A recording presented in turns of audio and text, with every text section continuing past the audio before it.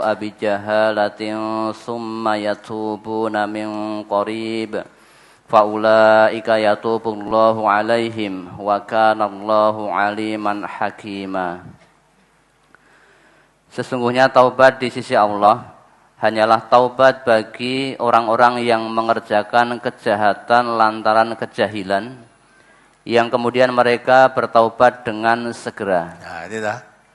Berbuat kejahatan lantaran kejahilan. Jahil itu apa? Bodoh, tidak tahu, tidak mengerti. Itu pun setelah mengerti segera bertobat, tidak ditunda-tunda. Terus? Maka mereka itulah yang diterima Allah taubatnya. Nah, itu yang diterima Allah taubatnya. Kalau sudah tahu tidak segera bertobat, malah ditunda lah. Penundaan bertobat tetap melakukan kejahatan tadi itu namanya berbuat sengaja. Nah, kesengajaan itu yang tidak diampuni, tidak diterima tobatnya. Kalau kamu bertobat, yang kamu lakukan tadi karena kebodohannya tadi terus bertobat diterima.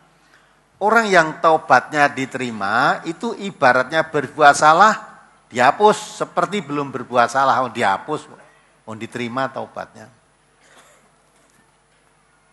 Nah, ini dipahami. Ada lagi dari brosur yang ditanyakan. Apa yang bisa diambil dari hadis-hadis palsu tersebut, atau dibuang semua atau diabaikan saja, Ustaz? Bisa diambil supaya kamu tahu. Kita, bukan kamu, termasuk saya. Bahwa amalan-amalan yang berdasarkan ini yang biasa kita lakukan, yang kemarin-kemarin berdasarkan hadis, ternyata tadi dikasih, oh hadisnya palsu, oh hadisnya doif. Nah, mulai sekarang tak tinggalkan. Kalau kemarin-kemarin melakukan, tinggalkan. Aja kok doif lah hadis, ya terus no. Kenapa dah? Menyelesaikan di masjid semu diterangkan ini hadisnya doif, ini hadisnya palsu. Hadis palsu itu bukan dari Nabi, dikatakan dari Nabi. Ya, dikatakan bukan dari Nabi, seolah dibuatkan sanad-sanad, ya dikatakan dari Nabi. Wong Jawa nggih qala Rasulullah no ya Nabi kok. Ngiring tulisannya Arab apa gundul qala Rasulullah. Itu Nabi. Ya, dari Nabi. Mula jimat-jimat itu tulisannya kan Arab kabeh itu. Ya, Arab-Arab ada kain sesuai itu acu ya. Tulisannya ya tulisan Arab kabeh. Nek wong Arab, orang Arab sana, tulisan Arab biasa tiap harinya nulis Arab kok. Lah kene tulisan Arab didadikan jimat. Jak ngaji ra gelem. Kalau kita ngaji tahu, oh ternyata yang kita amalkan selama ini ya bukan dari Nabi yang betul ini ya. Hadisnya itu doif atau malah yang katakan di sini palsu. Ya, hadis palsu kok diamalkan, hadis palsu itu bukan hadis. Ya. Coba halaman 10 itu. Baca halaman 10. An Anas bin Malik qala Rasulullah sallallahu alaihi wasallam man shallal maghriba awwala lailatin min Rajaba summa shalla ba'daha 20 rakaatan yaqra'u fi kulli rak'atin bi Fatihatil Kitab wa qul huwallahu ahad marratan wa yusallimu fihi 10 taslimatin atadruna ma sawabuh fa innar ruhal amina Jibril 'allamani dzalik. Qulna Allah wa rasuluhu a'lam. Qala hafizahullahu fi nafsihi wa malihi wa ahlihi wa waladihi wa ujira min azabil qabri wa jaza 'ala sirati kal barqi bi ghairi hisabin wala azabin. Dari Anas bin Malik ia berkata, Rasulullah sallallahu alaihi wasallam bersabda, barang siapa sholat maghrib pada malam tanggal 1 Rajab, kemudian sesudah itu sholat 20 rakaat, pada setiap rakaat membaca Al-Fatihah dan Qul huwallahu ahad 1 kali, dan membaca salam 10 kali salam, tahukah kalian apa pahalanya? Nah ini, kan pahalanya apa? Tahu nggak kamu? Ya, pahalanya terus? Karena sesungguhnya Ruhul Amin Jibril mengajarkan kepadaku yang demikian itu. Kami, para sahabat menjawab, Allah dan Rasulnya yang lebih tahu. Nabi SAW bersabda, Allah akan menjaga orang itu pada dirinya, hartanya, keluarganya, dan anak-anaknya, dan dia akan dilindungi dari siksa kubur, dan akan melewati sirat secepat kilat, tanpa hisab dan tidak pula mendapat azab. Ya kan? Salat maghrib pas tanggal 1 Rajab. Ya. Tanggal 1 Rajab salat maghrib, nek salat maghrib liyane Rajab enggak. Tinggal liyane tanggal 1 Rajab tidak seperti ini. Nah, kalau orang Islam tanggal 1 Rajab atau tanggal 1 Maulud apa saja, ya mesti salat maghrib lah. Ya, mesti salat maghrib. Wong jenenge salat maghrib itu nyet masuk tanggal itu kok wajib kok. Ini istimewa, tanggal 1 Rajab kok kamu salat maghrib.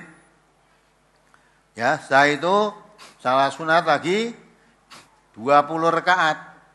Pada tiap rakaat baca Al-Fatihah dan Qul Huwallahu Ahad 1 kali. Baca palam 10 kali salam, maksudnya 20 rakaat itu dilakukan 2 rakaat salam, 2 rakaat. Berarti kan jadi 10 kali salam. Tahu enggak kamu apa pahalanya? Nah, katakan sahabat ditanya, ya Allah dan Rasulnya yang lebih tahu. Langsung Allah menjelaskan. Allah akan menjaga orang itu, yaitu orang yang sholat pada tanggal 1 Rajab tadi, membaca kemudian sholat sunat 20 rakaat tadi, ya, dan Al-Fatihah, Qul Huwallahu Ahad sebagai suratnya, ya, diampuni. Di sini Allah akan menjaga orang itu pada dirinya, hartanya, keluarganya, dan anak-anaknya. Dia akan dilindungi dari siksa kubur. Ya, akan melewati sirat secepat kilat. Sirat itu apa tuh? Ya? Apa sirat itu? Sirat itu watagilagil gitu dah. Di watagilagil kata rambut di poro itu. Rambut siji bisa ndak kamu lewat? Rambut pitu toh digandeng siji kamu nggak bisa. Ijek siji di poro itu. Ya. Tambah lagi, ya, dan tanpa hisab. Hebat ini tanpa hisab. Luang mati syahid dah ya. Mula aja nganti tanggal 1 Rajab, ini wis Rajab urung iki. Wis kelewat, wis pas ora salat ya men. Ngenteni 1 Rajab setahun neh. Ya, tanpa hisab. Padahal menurut Quran, "Faman ya'mal mithqala dzarratin khairan yarah wa man ya'mal mithqala dzarratin syarran yarah." Siapa berbuat kebaikan walaupun sekecil dzarrah akan diperlihatkan. Siapa berbuat kejahatan walaupun sekecil dzarrah akan diperlihatkan. Semua amal manusia yang besar, yang kecil, yang jelek, yang baik, semua diperlihatkan pada pelakunya itu.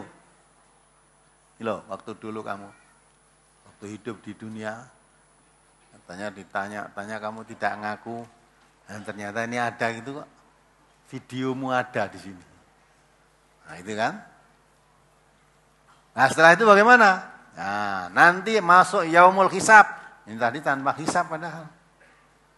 Yaumul hisab Allah menentukan, amman thaqulat mawazinuhu fahuwa fi syatir radiyah, amman khaffat mawazinuhu fa ummuhu. Siapa yang amal baiknya lebih berat timbangannya, perhitungannya baik lebih banyak daripada yang jelek, bahwa fi syatir radiyah, dia hidup dalam kepuasan, kebahagiaan, maksudnya di surga. Siapa yang amal buruknya yang lebih banyak daripada baiknya, fa ummuhu, ya dia masuk neraka. Masuk neraka. Jadi orang masuk surga itu sudah tidak punya dosa. Dosanya dihapus kok. Ya, dihapus karena banyak kebaikannya tadi. Innal hasanat yudhibnas sayyiat. kebaikan itu kalau banyak bisa menghapus kejahatan. Maka orang tobat itu, orang berbuat dosa segera wasari'u ila maghfiratin mir rabbikum wa jannatin arduha ka'ardis samawati wal ard uiddat lil muttaqin. Boleh baca ya Al-Imran tuh. Surat Al-Imran ayat 133. Wasari'u ila maghfiratin mir rabbikum wa jannatin 'arduhas samawati wal ard uiddat lil muttaqin. Dan bersegeralah kamu kepada ampunan dari Tuhanmu dan kepada surga yang luasnya seluas langit dan bumi yang disediakan untuk orang-orang yang bertakwa. Ya, iya dah. Wasari'u ila maghfiratin mir rabbikum wa jannatin arduhas samawati wal ardu. Segera kalau berbuat dosa itu segera mohon ampun kepada Tuhanmu yang mempunyai surga, yang surga itu luasnya seluas langit dan bumi. Untuk siapa? Uiddat lil muttaqin. Allah membuat surga itu untuk orang yang bertakwa. Siapa mereka itu? Yang dibaca teruskan. Alladzina yunfiquna fis sarra'i wad dharra'i wal kadziminal ghaidha wal 'afina 'anil nas wallahu yuhibbul muhsinin. Ya. Yaitu orang-orang yang menafkahkan hartanya baik di waktu lapang maupun sempit dan orang-orang yang menahan amarahnya dan memaafkan kesalahan orang. Allah menyukai orang-orang yang berbuat kebajikan. Ya, itu yang bertakwa. Jadi segeralah kamu mohon ampun kepada Allah. Yang Allah itu mempunyai surga, luasnya seluas langit dan bumi. Disediakan oleh Allah untuk orang yang bertakwa. Siapa mereka itu yang dimaksud orang bertakwa? Yaitu orang-orang yang mau menginfakkan hartanya baik di waktu lapang maupun di waktu sempit. Alladzina yunfiquna fis sarra'i wad dharra wal kadhiminal ghaidha. Dan orang yang suka menahan kemarahannya. Tidak mudah marah, bisa menahan kemarahannya.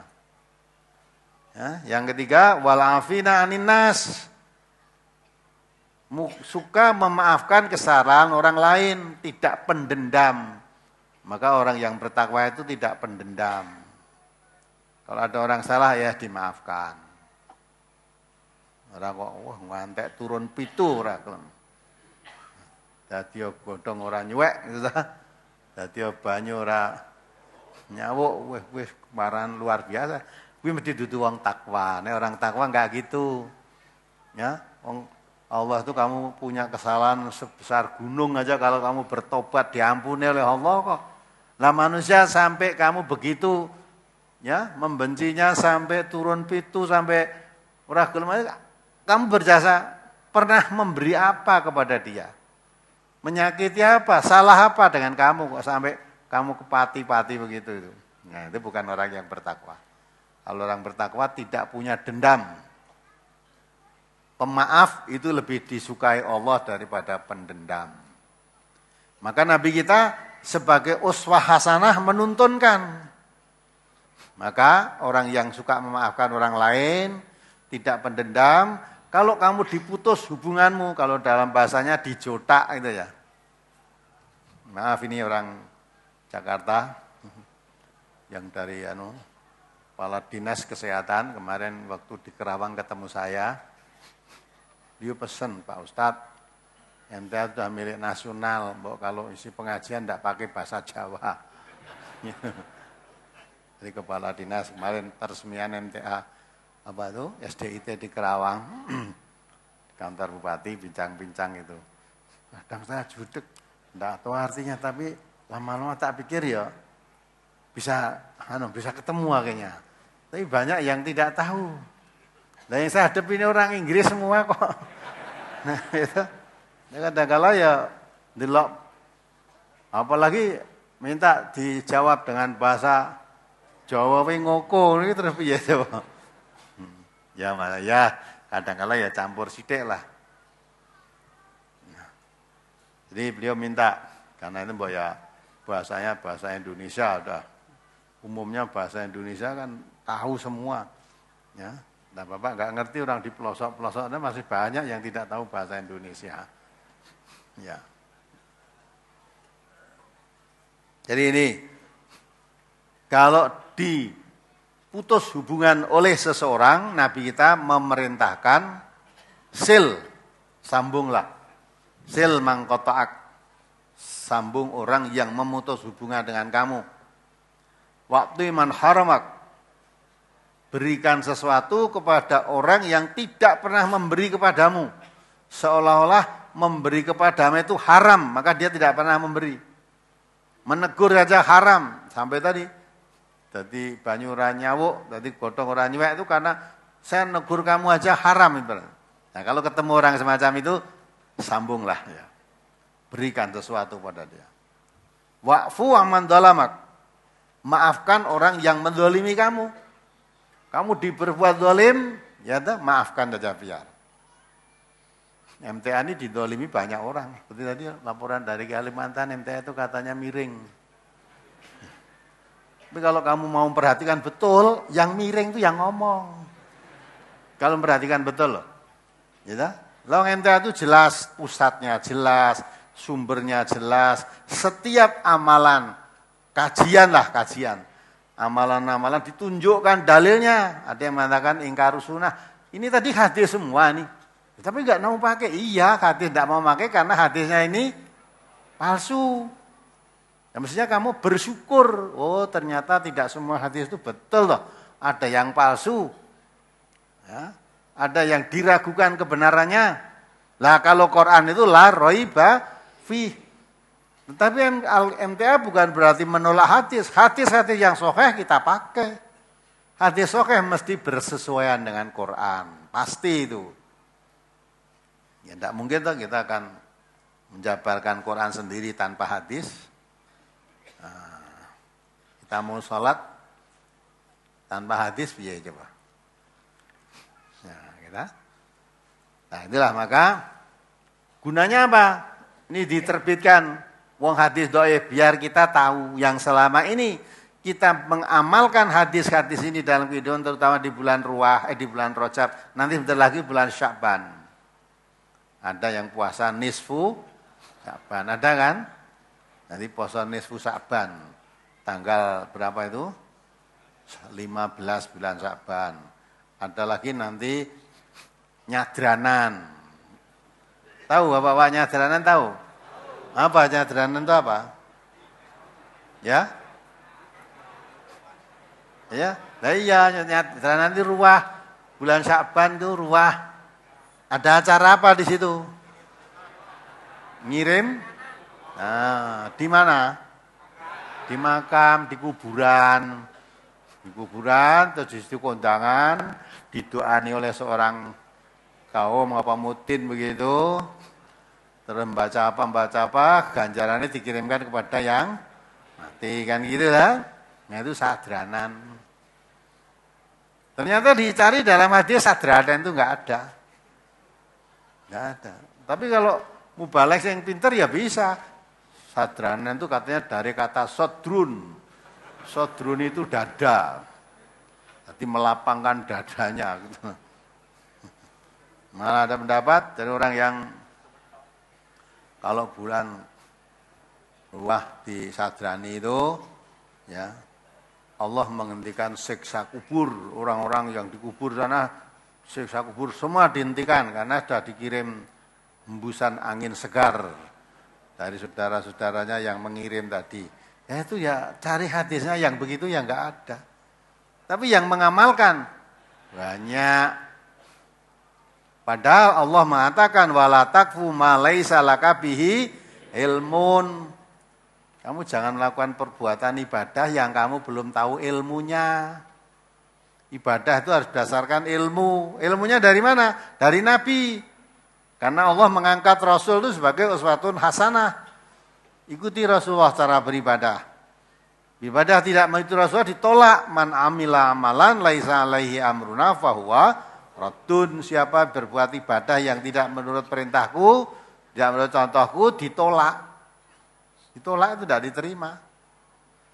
Nah, maka setelah kita ngaji, oh tahu ya sudah, alhamdulillah masih sempat kita bertobat, berhenti dari yang tidak benar, kita gunakan untuk yang berbuat kebenaran.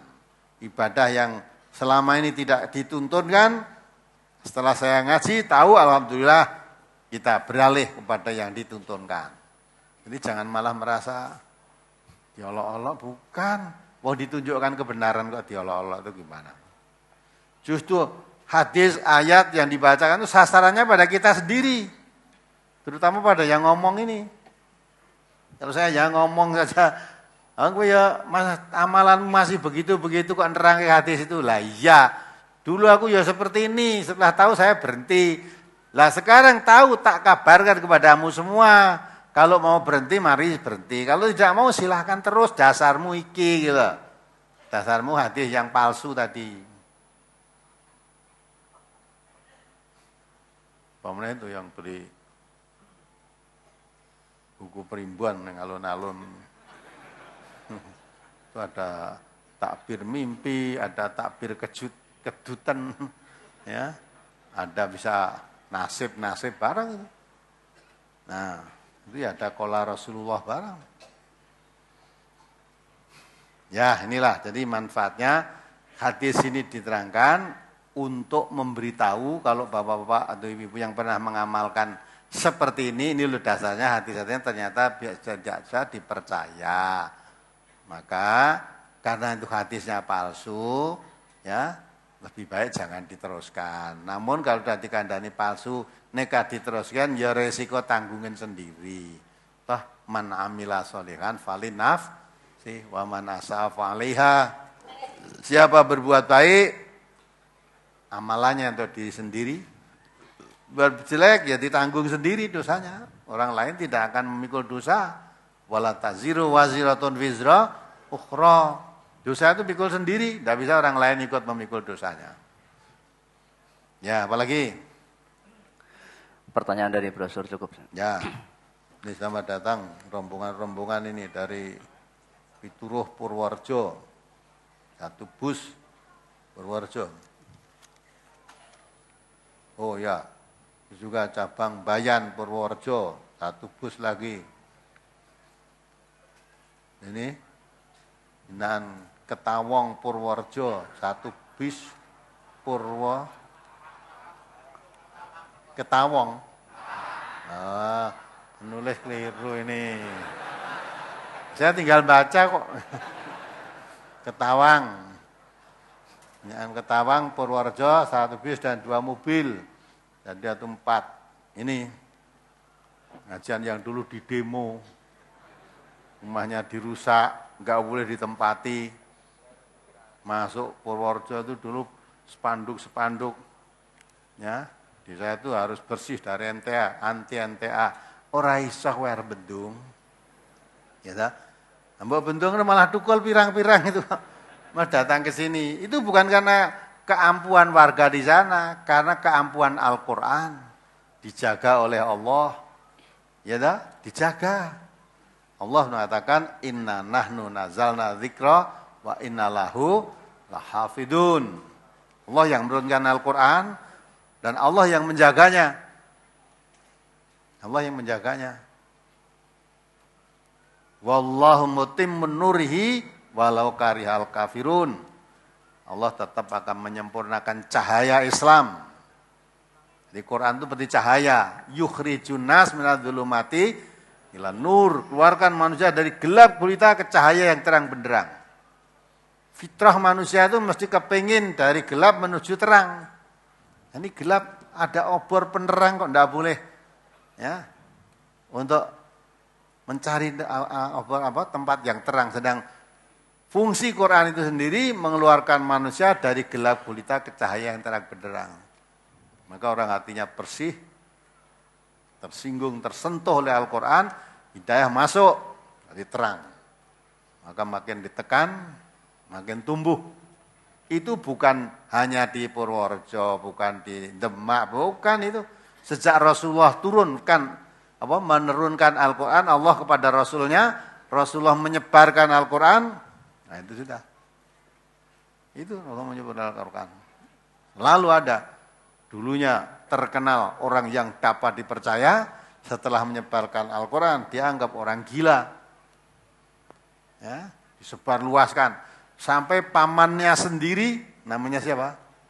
Abu Lahab, dan istrinya sampai diabadikan dalam Quran, wa imra'atuhu hammalatal hatab, dan istrinya Abu Lahab itu paman Nabi.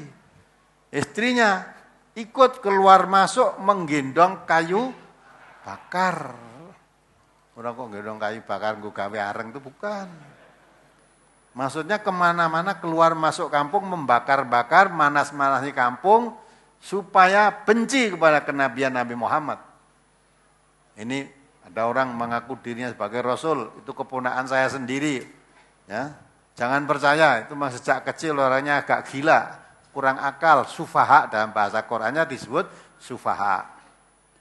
Orang kurang akal.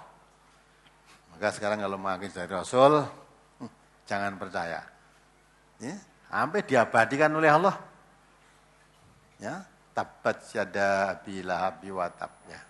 Rugi kedua tangannya Abu Lahab dan tetap rugi. Ya, akan rugi. Sampai istrinya kesana kemari gendong kayu bakar supaya orang benci kepada Nabi Muhammad, benci kepada Al-Quran, tidak akan berhasil. Nah, itu maka di mana-mana sejak zaman Nabi sampai sekarang, di mana Quran mulai dimunculkan, mesti banyak hambatan, banyak tantangan. Tapi pertolongan Allah pasti datang kalau memang hamba Allah itu mau ditolong. Kalau tidak mau ditolong, ya tidak akan datang pertolongan Allah. Syaratnya mau ditolong, siap menghadapi resiko. Menurut dikasihani pun, sudah saya terangkan, orang yang beriman itu, summa lam yar tabu, tidak ragu-ragu. Imannya kepada Allah, kepada Rasulullah, lam yar tabu, tidak ragu-ragu.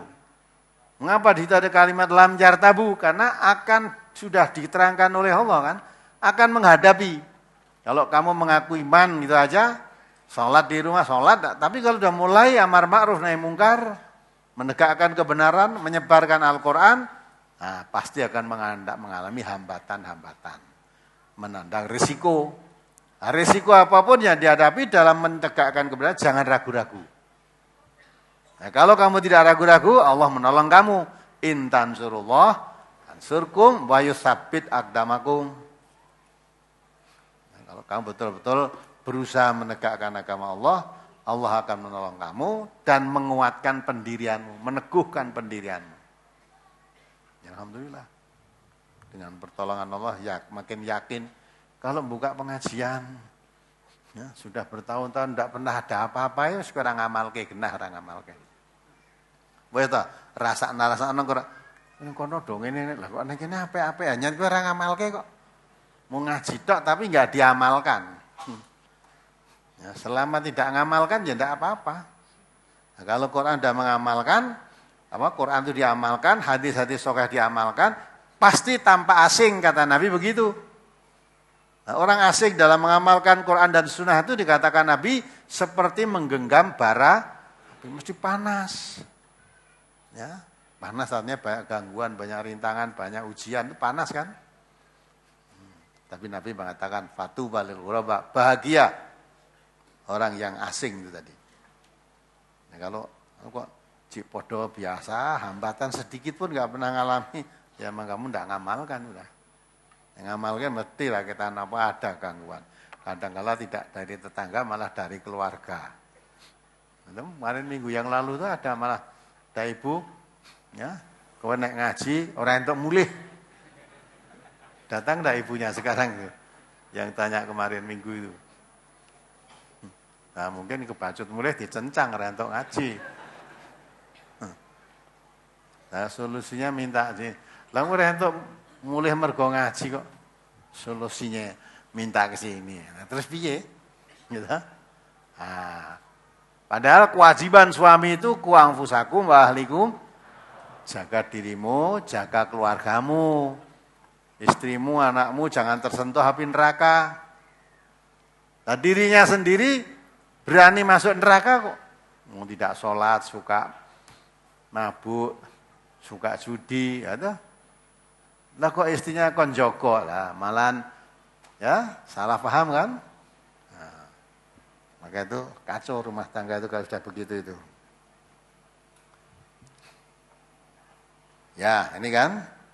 Kemudian diteruskan cabang dari Kutoarjo, Purworejo, 2 bis lagi ya. Di Purworejo itu juga Kutoarjo ya. Purworejo. Jogonalan, Klaten, 85 orang. Perwakilan Medan, 25 orang. Medan ini, Medan itu Sumatera Utara sana, 25 orang. Rombongan Aceh Tengah. Rombongan Aceh Tengah, tadi yang begini dari mana tadi? Takengon ya. Yang kemarin ada gempa itu. Ya, Takengon. Sana ada gempa, dikirim relawan dari Medan untuk atasi gempa. Kumpul di suatu rumah warga. Itu digeropyok, di demo. Kira adakan pengajian. Jadi kumpul adakan pengajian ditolak. Tidak boleh, tapi kalau kumpul judi ya malah diikuti malah. Nah itulah tanda-tanda kiamat itu antara lain didangkalkan pengetahuan agama. Sekarang kalau kita baca situasi sekarang, generasi kita pendatang itu kan sudah mengkhawatirkan.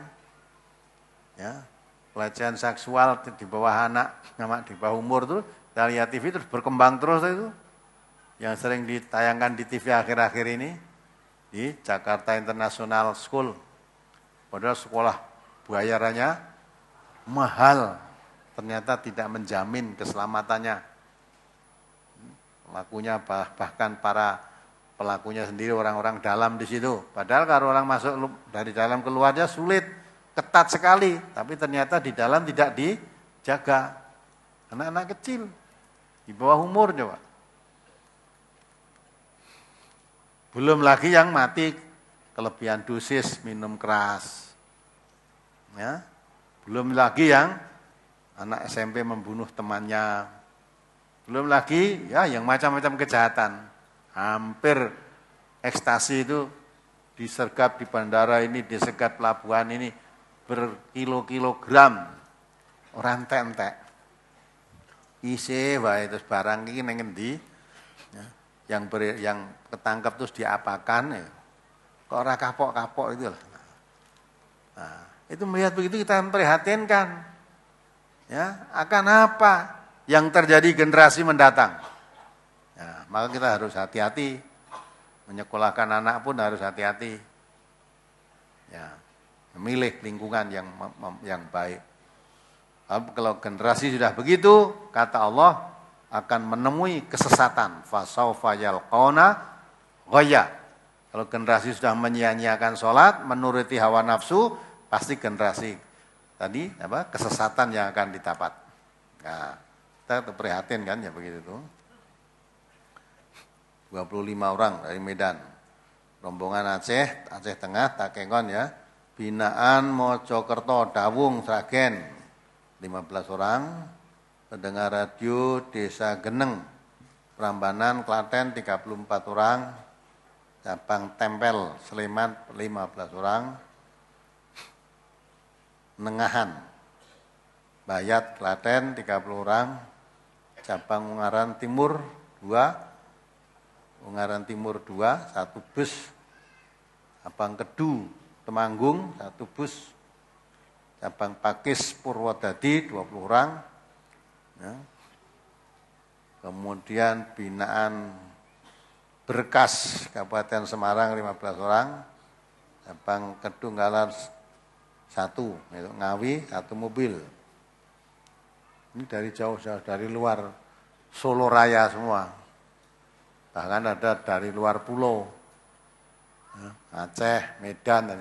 Coba kalau direnung, ya dah, kebenaran itu kalau disuarakan, walaupun banyak orang yang miring mengatakan tadi, tapi orang yang masih berpikiran jejak ada.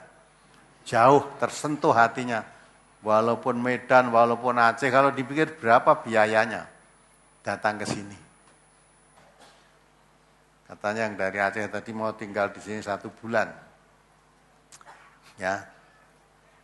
1 bulan untuk mengetahui kajian ini, untuk mengikuti kegiatan ini. Nah ini, sehingga nanti dengan begitu kembangkan di daerahnya sana, mengerti dari pusatnya majelis tafsir. Ya nanti kalau dengar orang ngomong-ngomong yang tidak semestinya bisa menangkal sendiri, dan umumnya itu hanya katanya didasari karena kedengkian saja. Dengki, kenapa MTA kok bisa berkembang? Radionya kok bisa jauh? Kami juga punya radio kok tidak bisa menarik orang datang. Nah, maka itulah di balik itu ada rahasianya. Itu karena Allah. Selama kita selalu berjalan di atas jalan yang lurus, Allah selalu melindungi. Tapi kalau kita sudah di jalan yang sesat, udah Allah lepas tangan. Maka kita syukuri ini. Ya baik, kalau pertanyaan dari brosurnya sudah habis, kita jawab pertanyaan minggu yang lalu. Ada satu yang mohon dijawab sekarang. Saya seorang ibu dengan 1 orang anak yang saat ini mempunyai masalah hutang dengan UB karena ulah perbuatan mantan suami. Pada awal pernikahan kami terasa indah, bahkan saya dituntun masuk ngaji di MTA. Saya merasa senang dan bahagia karena bisa ngaji Al-Quran dan Sunnah. Tapi kebahagiaan itu tidak lama. Bencana itu datang di tahun 2010. Suami saya mulai berubah, yang dulunya dia alim, berubah jadi liar. Dimulai hutang, uang bangunan RT, uang di rentenir, terus menjual tanah, menjual meteran listrik, dan masih banyak lagi yang saya sendiri sampai tidak bisa berkata apa-apa. Suatu hari saya didatangi oleh yang menagih hutang karena saya tidak bisa bayar. Akhirnya rumah yang saya tempati pun dijadikan jaminan hutang. Bukan itu saja, semua hutang suami saya dibebankan pada saya. Tidak hanya sampai di situ, derita yang harus saya tanggung. Saya dipaksa oleh suami saya untuk pinjam sertifikat tanah dengan ancaman. Akhirnya dengan terpaksa pinjam sertifikat orang tua saya. Setelah mendapat sertifikat itu, oleh suami digunakan untuk minjam uang di UB sebesar 15 juta. Setelah uang itu keluar, entah digunakan untuk apa, saya sendiri tidak tahu, karena dia bilang katanya untuk dakwah. Setelah uang dari UB itu habis dan kami tidak bisa mengangsur, suami saya kabur, tidak tahu di mana rimbanya. Melalui tulisan ini saya mohon kepada Ustadz untuk memberikan solusi atas masalah yang saya hadapi ini, karena saya adalah korban dari kesalahan mantan suami saya. Saat ini saya sudah cerai dengan suami. Atas jawabannya saya ucapkan banyak terima kasih. Bukan korban, itu sepakat kamu dengan suamimu. Ya, suaminya sudah perlakuannya semacam itu. Sudah dipaksa untuk pinjam sertifikat. Tidak mau, karena kamu sudah tahu suamimu perbuatanmu begini kok pinjam, terus diancam. Nah diancam itu saya takut. Ya, diancam mau dicerai. Nah akhirnya kamu pinjam pun ya akhirnya kan ya dicerai. Berarti kamu sepakat itu. Sudah menandatangani pinjam sertifikat itu. Itu solusinya bagaimana? Jadi sahur uang utang kok ya. Utang ya di sahur. Nah kalau nggak bisa nyaur kan ada tanggungannya, dan ada tanggungan sertifikatnya di situ. Ya terpaksanya sertifikatnya tanahnya dijual nanti. Padahal gini Pak lah, bapakmu ya wis entuk itu. Jadi aja menek sulit-sulit njaluk solusi. Ya, sebelum terjerumus kepada kesulitan, mestinya taren dulu. Suami saya itu begini Ustaz, begini kok malah minta suruh pinjam taren pada Ustaz, gimana ini? Nah, mestinya gitu saya memberi pertimbangan. Saya membaca sekilas, mesti saya mengatakan jangan diizinkan, itu tidak beres suamimu itu. Mesti gitu. Lawang wes menyetujui barang njaluk solusi. Ya solusinya disaur utangnya. Solusi penyelesaian utang itu paling gampang. Nek utang-utang ben ora diuyak-uyak utang piye, utange sauren wis rampung. Paling mudah itu. Solusinya paling mudah.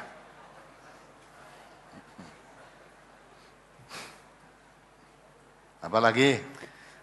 Pertanyaan 12 Januari. Ya. 2000. Apakah ada tuntunannya doa sebelum azan, Ustaz? Apa itu?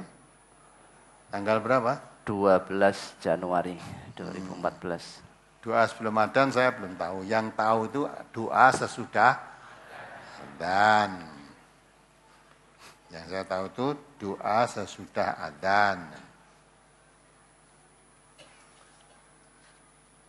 Apalagi? Niat sholat jenazah, apakah harus disebut nama yang meninggal, Ustaz? Tidak disebut nama boleh saja.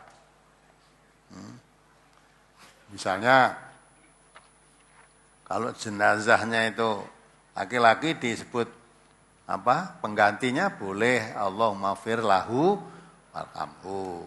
Kalau perempuan Allahumma fir laha atau hu itu sebagai pengganti namanya. Nah.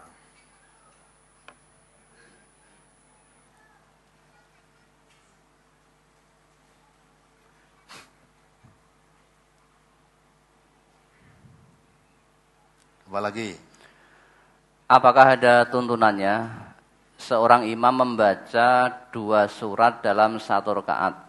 Misalnya surat At-Taubah ayat 18 dengan surat Al-Fath ayat 18. Ustaz. Coba dibaca. Dan ini apakah ada tuntunannya seorang imam membaca 2 surat dalam 1 rakaat? Contohnya dibaca surat At-Taubah ayat 18 dan juga surat Al-Fath ayat 18. Kalau diterangkan ada tuntunannya itu tidak apa yang dibaca harus surat ini tidak. Nabi nggak pernah menuntunkan begitu. Ya.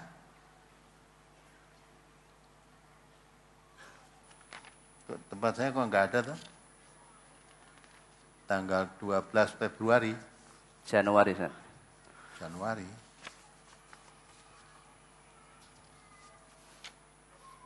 Ya, terus? Pak. Apakah ada larangannya menyiarkan kematian orang non-Islam pakai salam dan membaca inna lillahi wa inna ilaihi raji'un? Tidak ada larangannya. Walaupun dia orang mati, bukan Islam, kembalinya kemana toh? Kan ya kepada Allah. Ya, menyiarkan kematian walaupun bukan orang Islam boleh saja. Bendo dilayat. Boleh saja menyiarkan. Inna lillahi wa inna ilaihi raji'un itu bukan hanya orang Islam saja kok. Non muslim itu kalau mati ya kembalinya kepada Allah, sama itu.